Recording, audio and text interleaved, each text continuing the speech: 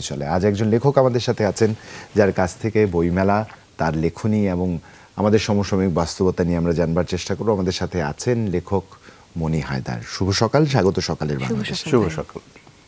কেমন আছেন আপনি? আমি চমৎকার। সকালটা আজ আমাদের অতিথি হয়ে এলেন। সকালে স্বাভাবিক শুরুটা কেমন হয়?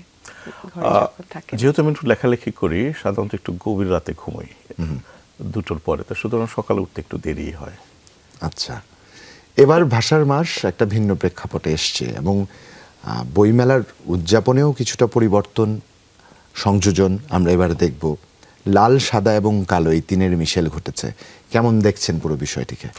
প্রথমত হচ্ছে যে ভাষা, যে ভাষায় কথা বলছি, আপনি যখন বলছিলেন যে অক্ষর জ্ঞান এবং যে লেখালেখি আমাদের, সেই পরিপ্রেক্ষিতে 1952 সালে তৎকালীন পশ্চিম পাকিস্তানি রাজ্যে বাংলাদেশকে, বা আজকে যেটা বাংলাদেশ তখন পূর্ব পাকিস্তান, আমাদের ভাষাটাকে স্তব্ধ করতে চেয়েছিল এবং লড়াই হয়েছিল এবং বিচিত্র ধরনের লড়াই হয়েছিল।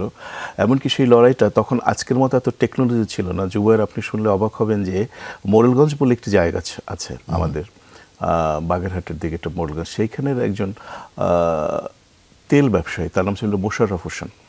তিনি কিন্তু ওই একটা গান লিখেছিলেন, সেই গানটা খুব জনপ্রিয় হয়েছিল। তারপর তো আমরা ওই গানটা জানি, আব্দুল লতিফের ওরা আমার মুখের ভাষা কাইরা নিতে চায়।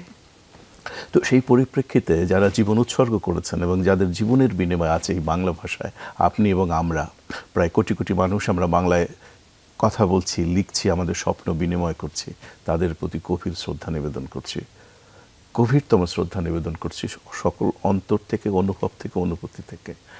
এবং আমি যখন বাংলা একাডেমিতে কাজ করি, আমাদের বাংলা ভবনের মাঝখানে একটা ভাস্কর্য আছে 5 জনের। আমার কাছে শুধু ভাস্কর্য মনে হয় না, মনে হয় তারা লাইভ, জীবন্ত, তারা আমাদের সঙ্গে আছেন, অস্তিত্বের সঙ্গে আছেন। এবং এটা বলতেও দ্বিধা নেই, তাদের যে সম্মান আমাদের দেওয়ার কথা ছিল এত কয়েক বছরে, আমার ব্যক্তিগত অনুভূতি, সেই সম্মানটা যথার্থভাবে এই রাষ্ট্র বা আমরা দিতে পারিনি। আমাকে প্রতি মুহূর্তে বেদনার্ত করে তোলে এই ব্যর্থতাগুলো। সবই আছে আমাদের, কিন্তু কোথায় যেন একটা ঝামেলা আছে, কোথায় যেন একটা ঝামেলা আছে। এই ভাষা শহীদদের যেভাবে সম্মান দেওয়ার কথা, তাদেরকে ছড়িয়ে দেওয়ার কথা, তাদের আদর্শ পাঠ্যপুস্তকে, লেখায়, অনুভূতিতে, ইতিহাসের কোনো একটা অধ্যায় তারা চাপা পড়ে গেছে এবং এভাবেই ক্রমশ একটার পর একটা চাপা পড়ে যায়। তবুও আজকে এই মুহূর্তে 1 ফেব্রুয়ারি আমরা গভীর প্রত্যয়ের সঙ্গে তাদের সম্মান করছি, শ্রদ্ধা জানাচ্ছি, এবং তাদের মধ্য দিয়ে আজকের বাংলাদেশ। নিঃসন্দেহে যেই প্রশ্নটাই আসলে আমি ছিলাম, কালো অক্ষরগুলো আমার সাদা কাগজের উপর স্পষ্ট হয়, লাল একটা প্রতিবাদী রং, এই তিনের মিশেল এইবার 24 অভ্যুত্থানের পরে কিভাবে দেখছেন পুরো বিষয়টার মূল্যায়ন? জুবায়ের, আমি বলছি আপনাকে, সেটা হচ্ছে যে আপনি বলছেন কালো অক্ষর, আমি কখনোই এই অক্ষরগুলোকে কালো দেখি না, আমি দেখি রক্তাক্ত ছায়া। একদম না, আমি সবসময় দেখি রক্তাক্ত অক্ষর। তার কারণ হচ্ছে পৃথিবীতে একমাত্র আমরাই, এবং পরবর্তীকালে আসামের কাছাড়েও ভাষার জন্য লড়াই হয়েছে এবং সেখানে একজন নারীও জীবন দিয়েছিলেন। যাই হোক, আমি এই ভাষাটাকে দেখি, যে বর্ণগুলোকে দেখি রক্তাক্ত, কারণ রক্ত দিয়ে, জীবন দিয়ে এরকম ভাষা পৃথিবীতে আর কেউ প্রতিষ্ঠিত করতে পারেনি, আমরা পেরেছি। এবং সেই রক্তাক্ত ভাষা এবং এই জুলাইয়ের রক্তাক্ত অভ্যুত্থান সব কিছু মিলিয়ে এইবারের বইমেলা একটা নতুন পর্যায়ে যাবে। এবং 17 বছরের যে একটা জগদ্দল পাথরের মতো একটা শাসন ব্যবস্থা আমাদের ঘাড়ের উপর চেপে বসেছিল, সেটা অনিবার্য একটা পরিণতির দিকে যাচ্ছিল, এবং সেই পরিণতির মধ্যে দিয়ে আজকে আমরা একটা সুন্দর সকালে এসে উপনীত হয়েছি। এবং এই রক্তলাল বর্ণমালা এবং জুলাই অভ্যুত্থানের রক্ত এবং আমাদের বাংলাদেশ, 72-71-এর বাংলাদেশ, যে বাংলাদেশকে আমরা অর্জন করেছি 30 লক্ষ মানুষের জীবন এবং 5 লক্ষ মায়ের জীবন সম্ভ্রমের। আমরা একটা জিনিস বলি যুগের, আমি সুযোগ পেলে এই শব্দটা বলি, যে সম্ভ্রম কিংবা ধরেন যে ধর্ষণ, আমি শব্দটা বলেই শেষ করে ফেলি। আসলে কি শেষ হয়ে যায়? একজন নারী, একজন কন্যা, একজন মাতা, একজন জায়া, একজন স্ত্রীকে যখন তুলে নিয়ে গিয়েছিল পাকিস্তানিরা কিংবা এই দেশের রাজাকারেরা, সেই মুহূর্তটা আমরা কখনো ভাবি কেমন ছিল, কতটা বেদনার্ত ছিল, কতটা নৃশংস ছিল? আমরা কিন্তু এই 54 বছরে এসে সেটা এক ধরনের একটি শব্দের মধ্যে ঢুকে পড়েছি, জাস্ট একটা শব্দ মাত্র আমাদের কাছে। আমরা সেই নারীর বেদনাটা কখন কি উপলব্ধি করি? তার পারিপার্শ্বিকতা উপলব্ধি করা উচিত। যদি না করতে পারি, তাহলে এই আয়োজন, এই আমার লেখা, আপনাদের এই আয়োজন, সব বাংলাদেশ বৃথা হয়ে যাবে, ব্যর্থ হয়ে যাবে। কোথাও নাড়া দিয়ে গেলেন মনি হায়দার, কোথাও একটা নাড়া দিলেন, বিশাল বড় নাড়াটা পড়লো। সত্যিই তো শুধুমাত্র কি শব্দ সম্ভারে অলঙ্কৃত করেই তাদের রেখে দিলাম? স্মৃতির মণিকোঠায় কি সেই বাস্তব রূঢ়তার চিত্র আমাদের ছাপ ফেলে না? ছাপ ফেলে না। এটা কঠিন নাড়া দিলেন আপনি, কঠিন একটা প্রশ্ন রাখলেন। প্রশ্নটার আজ থেকে উত্তর খোঁজার চেষ্টা করব। নিশ্চয়ই আমাদের খুঁজতেই হবে, খোঁজা উচিত আমাদের। এবং আপনাদের প্রতিও শ্রদ্ধা, কারণ যেই প্রেক্ষাপটে আসলে ভাষা শহীদদের প্রতি আমরা আসলে মানে তাদের সম্পর্কে জানার যে সুযোগগুলো মানে বন্ধ হয়ে গিয়েছিল, সেই জায়গাটা আপনারা নিরলসভাবে কাজ করে গেছেন এবং এখনো যাচ্ছেন। আপনার কাছে একটু জানতে চাচ্ছি যে বিভিন্ন বিষয় নিয়ে আপনি লেখালেখি করেন, একই সাথে এই বিক্ষিপ্ত ভাবনাগুলোকে আলাদা আলাদাভাবে কিভাবে মানে এটা কিভাবে সম্ভব হয়ে ওঠে একসাথে এত প্যারালাল ডিমেনশনে ভাবা? আমি বলি, একজন কৃষক যখন কৃষি কাজ করেন, সে যেখানেই যান না কেন, তার মগজের ভিতরে, তার করটের ভিতরে কাজ করে যে আমি কখন শস্যটা বুনবো, কখন আমি হাল চাষটা করব। একটা লেখা সেটাও কিন্তু একটা বিস্ময়কর রকমের চাষ। অস্তিত্বের ভেতরে, অন্তরের ভেতরে তার যে লেখক, তার ভিতরে সবসময় করটির ভিতরে কাজ করে যে আমার এই লেখাটা লিখতে হবে। আর আমাদের যেটা হয় সেটা হচ্ছে, যেহেতু আমি গল্প উপন্যাস লিখি, কথা সাহিত্যিক হিসাবে আমার একটা পরিচয় গড়ে উঠেছে, আমি এ দুটোই লিখি আর কি। হ্যাঁ, একসময় টিভি নাটকও লিখতাম, তো এখন আর সেই পরিপ্রেক্ষিত নেই।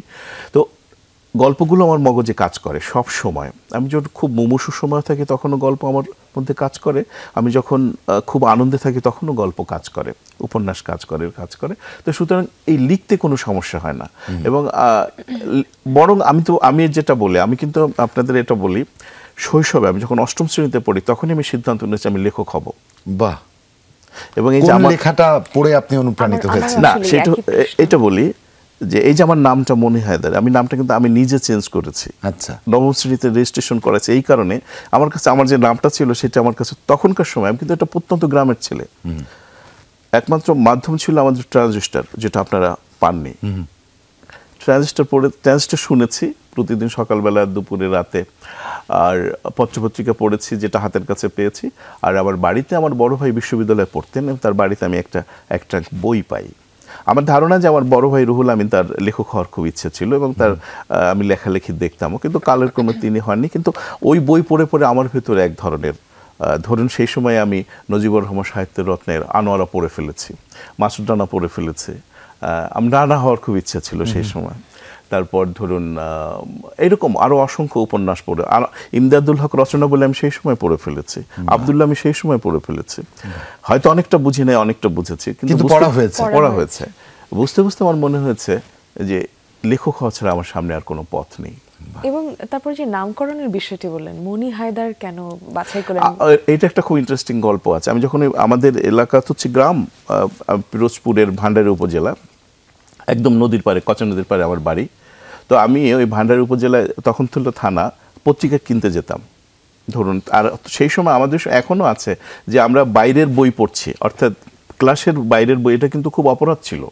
ছেলেটা বকে যাচ্ছে, ছেলেটা নষ্ট হয়ে যাচ্ছে, বাইরের বই মনে হয়ে যাচ্ছে, ও নষ্ট হয়ে যাচ্ছে, এরকম একটা ব্যাপার ছিল।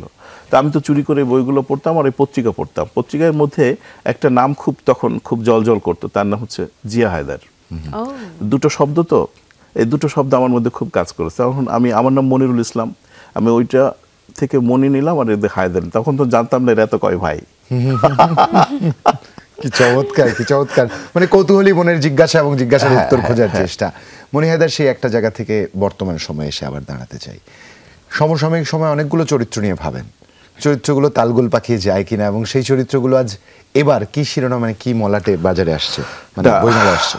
কোনো চরিত্রই তালগোল পাকিয়ে যায় না, সব মগজের ভিতরে কাজ করে। এবার আমার একটা গল্পের বই বেরোবে, গল্পের বইটার নাম হচ্ছে ফ্যান্টাসি। এটা বইটা করবে একটা নতুন প্রকাশনার সংস্থা, ওর নাম হচ্ছে নবভাবনা। আর মূল যে কাজটা আমার এবার বইমেলায় আসবে সেটি হচ্ছে একটা উপন্যাস, বড় উপন্যাস, 32 পর্বার, নাম হচ্ছে মোকাম সদরঘাট। আমি জানিয়েছি আপনাদেরকে যে আমার বাড়ি হচ্ছে বরিশাল দক্ষিণ অঞ্চলে। আমাদের আসা যাওয়া হচ্ছে, এখন হয়তো পদ্মা ব্রিজ হয়েছে, কিন্তু তখন তো পদ্মা ব্রিজ একমাত্র উপায় ছিল। আমাদের ওই অঞ্চলের মানুষের যাত্রায় ছিল সবচেয়ে লঞ্চে। আমরা লঞ্চে উঠতাম আমাদের এলাকা থেকে, ধরুন সকাল 10টায়, সারাটা দিন যেত, সারাটা রাত যেত, তারপরের দিন আমরা সকালবেলা সদরঘাটে নামতাম। ঠিক আছে? তাহলে ওই অঞ্চলের মানুষের, এবং যে বড় বড় যে লঞ্চগুলো, সেই লঞ্চে কিন্তু আপনার ছাগল ভেড়া থেকে শুরু করে হাঁস মুরগি, তারপর কলা, সকল প্রাণীর জায়গা হতো। ডাব নারকেল সবকিছু আসা যাওয়া হতো, কেমন। তো সেই যে জার্নিটা আমি দেখেছি মানুষের বা আমার নিজের, আমি সেই জার্নিটাকে এই উপন্যাসে তুলে ধরবার চেষ্টা করেছি। যেহেতু আমাদের একটি দীর্ঘ নদীপথ এবং লঞ্চে যদি কখনো আপনি ঝড়ে পড়েননি, সে এক ভয়ঙ্কর ব্যাপার। যদি লঞ্চের মধ্যে ঝড়ে কখনো আপনি অঞ্চলে যাননি না, যাওয়া হয়েছে কিন্তু ঝড় সৃষ্টিকর্তার কল্যাণে এখন পর্যন্ত। কোন কোথায় বাড়ি? আমি বরগুনার। তো ওই ঝড়ের যে জীবন, সেই জীবন আমি বেশ কয়েকবার দেখেছি। এবং একই সঙ্গে আমাদের ওই অঞ্চলের মানুষ ঢাকায় কেন আসতো হচ্ছে তার জীবনকে প্রতিষ্ঠিত করবার জন্য। যেমন আমি এসেছি, কারণ আমি তখনই সিদ্ধান্ত নিয়েছি যে লেখক হব এবং ঢাকায় আমাকে আসতে হবে, কিছু হতে হলে ঢাকায় আসতে হবে। তো সুতরাং ঢাকায় এসে 84 সালের মার্চ মাসে, সেদিন ছিল হরতাল এরশাদের বিরুদ্ধে, ঠিক আছে। তো সেই হেঁটে হেঁটে আমি গুলিস্তানে আসি, নবাবগঞ্জ প্রেস ক্লাবের সামনে আসি, তারপর আমি একটা জায়গায় আশ্রয় নিই। যাই হোক, সেটা একটা অন্য ব্যাপার। এই যে আমার জীবনের লড়াই এবং ওই অঞ্চলের মানুষের যে লড়াই এবং টিকে থাকার যে লড়াই, অনেকে টিকে থাকে, অনেকে হারিয়ে যায়। আমি এই বিষয়টাই আমার মোকাম সদরঘাট উপন্যাসে তুলে ধরেছি। বা যেই শিরোনামটি বইমেলায় আসবার আগেই বেশ আলোচিত হয়েছে, চর্চিত হয়েছে এবং পাঠক মহলে একরকম আন্দোলনের তৈরি করেছে। তারা কি করে টুকটাক করে জানলো জানি না, তবে একটা কৌতূহল সবার মনে তৈরি হয়েছে। জীবনের এই হিসেবটা মিলাতে কজনই বা পারি, মোকামের আয় আর ব্যয়ের হিসাব কজনেরই বা মিলে, মোকাম সদরঘাটে সেই হিসাব মিলবে কিনা বিরতির ওপারে এসে জানবার চেষ্টা করবো। ছোট্ট একটা বিরতির সময় হয়েছে, কোথাও যাবেন না, সঙ্গে থাকুন। ফিরছি। দর্শক, বিরতির পরে আবার আমন্ত্রণ। আমাদের সাথে একজন অতিথি আছেন, লেখক মনি হায়দার, এবং আপনাদের সাথে আছি আমি মিমি এবং জুবাইর আছি। তার সাথে আলাপচারিতা চলছিল মনি হায়দার ভাইয়ের সাথে। যে প্রসঙ্গটাই ছিলাম, মোকাম সদরঘাটে হিসেব মিলবে কিনা জানি না, তবে এবার এটা মিলবে কিনা জানি না, কৌতূহলটা এভাবে রাখতে চাই। লেখক যদি বলে ফেলেন যে মিলবে কি মিলবে না, তাহলে তো রহস্যের ভেদি ভেঙে গেল। বইমেলার এবারের ব্যাপ্তি, নতুন প্রচুর সংখ্যক লেখক আসবেন, প্রচুর সংখ্যক লেখনী আসবে। সামগ্রিকভাবে আমাদের লেখনীর যে ধারা আমরা গত কয়েক বছর ধরে দেখছি, কতখানি আসা জায়গায় আপনার মাঝে এবং কতখানি আপনাকে শঙ্কিত করে? শঙ্কিত করে এই জায়গা থেকে। এটা এমন কিছু বিষয় থাকে যার কোনো ব্যাখ্যা বিশ্লেষণ করা খুব কঠিন। প্রতিটি বইমেলায় বা প্রতিটি দিনই আমাদের আলোচনা বা সমালোচনা হয় যে খুব ভালো বই আসছে না, এটা বলে। তারপর ধরুন যে অনেকে কিছু প্রস্তাব উত্থাপন করেন। যেমন গতকাল আমাদের পুলিশ কর্মকর্তা একটা প্রস্তাব দিয়েছেন, যে সেটা হচ্ছে যে কোনো বই বেরোবার আগে বাংলা একাডেমি কর্তৃপক্ষ দিতে হবে, বাংলা একাডেমি কর্তৃপক্ষ সেটা এডিট করে দেখবেন। এইটা একটা খুব অ্যাবসার্ড বিষয়। ধরুন আমি কি লিখবো, আমি কোন ভাবনা থেকে লিখবো, মিমি কি লিখবে, কিংবা ধরুন যে ভ্রঙ্গমারির একটা মানুষ, তার তো লিখবার অধিকার আছে, এবং আপনি কোন অধিকারে আমার লেখাটাকে সেন্সর করবেন? সেন্সর করবেন না বলেই তো আমরা এত লড়াই করলাম। আমার লেখাটা আমাকে, হ্যাঁ, আমার লেখার সঙ্গে যদি আপনার কোনো দ্বৈততা থাকে, আমি লিখলাম 1 পৃষ্ঠা, আপনি 5 পৃষ্ঠা লেখেন, কিন্তু আপনি নিষিদ্ধ করতে পারেন না। মানে বুদ্ধিবৃত্তিক একটা লড়াই। হ্যাঁ, লড়াইটা হবে বুদ্ধি। আপনি দেখুন জুবায়ের, আমাদের সমাজ ব্যবস্থা কিন্তু এখন বুদ্ধিবৃত্তিক লড়াই নেই, আমাদের কোনো তর্ক নেই, আমাদের কোনো বিতর্ক নেই, আমাদের বিতর্ক হওয়া দরকার। আপনার সঙ্গে আমার সঙ্গে, হ্যাঁ, বিতর্ক করে আমরা পরবর্তী আবার সামনে গিয়ে বসে চা খাবো, আমরা একটা সমাধান খোঁজার চেষ্টা করবো। কিন্তু আমাদের বুদ্ধিবৃত্তিক লড়াইটা খুব দরকার। কিন্তু আপনি আমাকে আটকে দিয়ে বলবেন যে এখন বুদ্ধিবৃত্তিক লড়াই করে, এটা হওয়া উচিত না। তো আমার মনে হচ্ছে বাংলা একাডেমির যে, বাংলা একাডেমি কেন, সারা বাংলাদেশে নানা জায়গা থেকে যে লেখকেরা বই লিখছেন, গল্প, উপন্যাস, কবিতা লিখছেন, প্রবন্ধ লিখছেন, তাকে লিখতে দেওয়া উচিত। এইরকম কোনো এম্বার্গো তৈরি করা উচিত নয়। তাহলে আমাদের 52-এর ভাষা আন্দোলন, 71-এর মুক্তিযুদ্ধ এবং এই জুলাইয়ের গণ অভ্যুত্থান সব বিফলে যাবে। আপনি প্রশ্ন দাঁড় করাই দিচ্ছেন। তারপর ধরেন ধর্মীয় সেন্টিমেন্ট থেকে একটা জায়গা এখন খুব কঠোর জায়গায় পৌঁছেছে, যে কোনো প্রশ্ন করলেই আপনি বলেন যে আমার ধর্মীয় অনুভূতিতে আঘাত লেগেছে, এবং একটা মামলা করে দেন কিংবা আমাকে গ্রেপ্তার করেন। কেন? আপনার অনুভূতি আছে, আমার অনুভূতি নাই।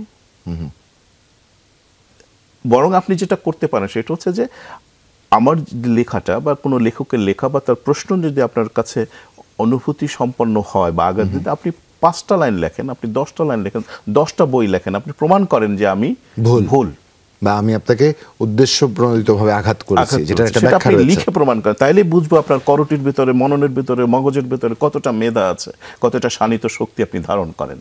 না নিশ্চয়ই আমরা সেই জায়গা থেকে পিছিয়ে যাচ্ছি, ক্রমশ পিছিয়ে যাচ্ছি এবং একটি অন্ধ সমাজ ব্যবস্থার দিকে ধাবিত হচ্ছি। এটি আমার খুব বড় ভয় হচ্ছে এবং এর থেকে আমাদের এখনই লড়াই, এবং সেটা যদি না হয় মূলত ছিল বৈষম্যের বিরুদ্ধে সাম্যের পক্ষে আমাদের লড়াই। আমরা কি সাম্য প্রতিষ্ঠা করতে পারছি? সেই জায়গাটা আমাদের চিহ্নিত করা দরকার এবং প্রত্যেক লেখকের মুক্ত মনে লিখতে দেওয়া উচিত। তাহলেই একটি মুক্ত সমাজ, একটি মুক্ত দেশ এবং রাষ্ট্র এবং গণতন্ত্র প্রতিষ্ঠিত হবে। নিশ্চয়ই বুদ্ধিবৃত্তিক এই চর্চার জায়গায় কোনো রকম প্রতিবন্ধকতা তৈরি করা অনুচিত। বিগত সময়েও কেউ প্রতিবন্ধকতা তৈরি করে খুব বেশি যে ফায়দা হাসিল করতে পেরেছে তা না। সাময়িকভাবে হয়তো এক ধরনের সুখ পাওয়া যায়, কিন্তু অসুস্থতার পরেই যেটা আমরা দেখতে পাচ্ছি, এর বিরুদ্ধে যে প্রতিবাদের ভাষা উঠে তাকে আসলে কোনো লেখনী দিয়ে দমিয়ে রাখাটা খুব কঠিন হয়ে দাঁড়ায়, অসম্ভব ব্যাপার। এবার একটু জানতে চাচ্ছি যে একটা পরিবর্তিত প্রেক্ষাপটের মধ্য থেকে আমরা এসেছি এবং বেশ অনেকটা পথ পেরিয়ে এ পর্যন্ত আসা। এবারের যে ভাষার মাস, ভাষার আন্দোলন, এই যে আমাদের চিরচরিত যে একটা মানে প্রেরণার জায়গা বা আমাদের ভাষা নিয়ে যে ধরনের অনুভূতি, সেটা এইখানে এই সময়ে এসে জুলাই প্রেক্ষাপটের পর প্রকাশক যারা আছেন তাদের চিন্তার জায়গাতে নতুন করে কি কি সংযোজন বিয়োজন হচ্ছে এবং তাদের ভাবনা এবার নতুন কিছু থাকছে কিনা, বা তারা কিভাবে এবারের বইমেলা নিয়ে ভাবছেন, এবং সেই সাথে পাঠকদের যে প্রত্যাশা এবারের বইমেলায় সেটা কতটা আসলে তারা পরিপূর্ণ করতে পারবেন, বা ওই জায়গাটা আপনি যদি লেখক হিসেবে আপনার মতামত। আজকে তো প্রথম দিন বইমেলার, তো সুতরাং সবটাই বলা যাবে না। আর যেহেতু জুলাই গণ অভ্যুত্থানের মধ্য দিয়ে নতুন একটি সমাজ এবং রাষ্ট্র বিনিময়ের মধ্য দিয়ে আমরা অগ্রসর হচ্ছি, স্বাভাবিকভাবে যারা প্রকাশক আছে তারা তো ব্যবসার জায়গা থেকে হলেও এই বইগুলো প্রকাশ করার চেষ্টা করবে। ইতিমধ্যে বাংলা একাডেমি এ বিষয়ে সম্ভবত 3টে বই, গল্প, জুলাইয়ের পরিপ্রেক্ষিতে গল্প, কবিতা এবং ছড়া, সম্ভবত এই 3টা বই সম্পাদনার দায়িত্ব নিয়েছে এবং হয়তো বইমেলার মধ্যে সেটা চলে আসতেও পারে। আর বিভিন্ন লেখক প্রকাশকের কাছে শুনেছি বা দেখেছি, যেমন আমার এক বন্ধু বকুল আশরাফ, সে জুলাই অভ্যুত্থান নিয়ে ইতিমধ্যেই একটা পত্রিকা সম্পাদনা করেছে এবং আরও কিছু ছেলেমেয়েরা পত্রিকাগুলো সম্পাদনা করেছে, বই সম্পাদনা করেছে, গল্প কবিতা একত্রে নিয়ে আসছে। এটা তো অনিবার্যভাবেই আসবে, তার কারণ হচ্ছে স্ফুলিঙ্গ এই যে লড়াই এবং লড়াইয়ের মধ্যে দিয়ে একটি সমতাভিত্তিক সমাজ তৈরি করবার যে আকাঙ্ক্ষা, একজন লেখকদের চেয়ে অনুভূতি কিন্তু আরো তীব্র, আরো ভয়ঙ্কর, আরো সুন্দরের জন্য সে যাত্রা করে। তো সুতরাং তার লেখায়, তার বর্ণে, তার কলমে, তার গল্পে, তার উপন্যাসে এটা তো উঠে আসবেই। তার প্রস্তুতিও ভালো চলছে এবং যেহেতু আজকে প্রথম দিন, আজকে কিছু বলা যাবে না, আর অন্তত 7টা দিন, 8টা দিন, 10টা দিন যেতে দিলেই আমরা বুঝতে পারবো কি কি ধরনের বই আসছে এবং বইয়ের কন্টেন্টটা কেমন, কোন লেখক কি লিখছে, কোন জায়গা থেকে লিখছে, কোন দৃষ্টিভঙ্গি থেকে লিখছে।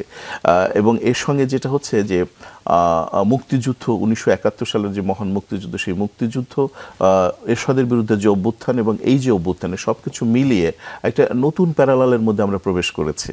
কেমন? এবং আমরা যা কিছু হই এই বাংলাদেশে, আমরা যত রকমের অভ্যুত্থান করি, যত রকমের বিপ্লব করি, আমাদের মূল কেন্দ্রবিন্দু 1971 সাল। এটাকে অবশ্যই মগজে রাখতে হবে। শুরুতে আমরা বলেছিলাম 30 লক্ষ মানুষ। আমি যখন, এটা অনুভূতির বিষয়, তীব্র অনুভূতির বিষয়, আমি যখন রাস্তায় পা রাখি আমার মনে হয় এখানে রক্ত আছে, এখানে রক্ত আছে, কেউ না কেউ। 30 লক্ষ মানুষ, এটা ম্যাটার অফ নট জোকস। এবং আজকে আমরা যে বাংলাদেশ, একটা স্বাধীন বাংলাদেশ, ধরুন আমাদের একটা ক্রিকেট টিম আছে, আমাদের সেনাবাহিনী, নৌবাহিনী, বিমান বাহিনী আছে, আমাদের এত মন্ত্রী প্রতিদিন আসা যাওয়া, এত সচিব, এত আজকে যে আপনাদের সঙ্গে আমি গল্প করছি, কথা বলছি, মূল ভিত্তি হচ্ছে 71। সেই 71কে ধারণ করে আমাদের এগিয়ে যেতে হবে এবং সেই জায়গায় এই জুলাই অভ্যুত্থান এবং পটভূমির পরিবর্তনের নিশ্চয়ই আমাদের লেখকেরা, প্রকাশকেরা নতুন ধারণায়, নতুন ধ্যানে, নতুন দৃষ্টিভঙ্গিতে নিশ্চয়ই আমাদের বই, অনেক বই নিয়ে আসবেন। সেটা গল্পের হতে পারে, কবিতার হতে পারে, উপন্যাস হতে পারে। তবে একটু সময় দিতে হবে যে কোনো বিষয়ের জন্যে। টাটকা একটা বিষয় আর যখন একটু স্থিতিশীলতা অর্জন করেন, কিছু সময় যায়। যেমন আজ 54 বছর পরও বা 55 বছর পরও মুক্তিযুদ্ধের যে উপন্যাসগুলো আমরা লিখছি বা পড়ছি, সেটার কিন্তু এক ধরনের স্মৃতি এবং ইতিহাস এর মধ্যে দিয়ে অগ্রসর হতে খুব ভালো লাগে। আর টাটকা জিনিসটা তাৎক্ষণিকভাবে আপনি কাছ থেকে দেখলে সবসময় কিন্তু সবটা দেখাও যায় না। একটা গবেষণার একটা বিষয় আছে। যেমন ধরুন আমার একটা উপন্যাস আছে, এটা আসবে জাগতিক থেকে, নাম হচ্ছে কিংবদন্তির ভাগীরথী। এই ভাগীরথী হচ্ছে এক নারী। 1971 সালে এই ভাগীরথীকে পিরোজপুর শহরে, মহকুমা শহরে, তাকে পাকিস্তানি আর্মিরা কেপ্ট করে রেখেছিল। কেমন? যখন কেপ্ট করে রাখে, তার একটা বাচ্চা ছেলে ছিল। ওই ছেলেটাকে দেখবার জন্যে থাকেন, যুদ্ধের মধ্যে কিন্তু অনেক রকমের সম্পর্ক হয়। এটা একটু বিস্ময়কর ব্যাপার।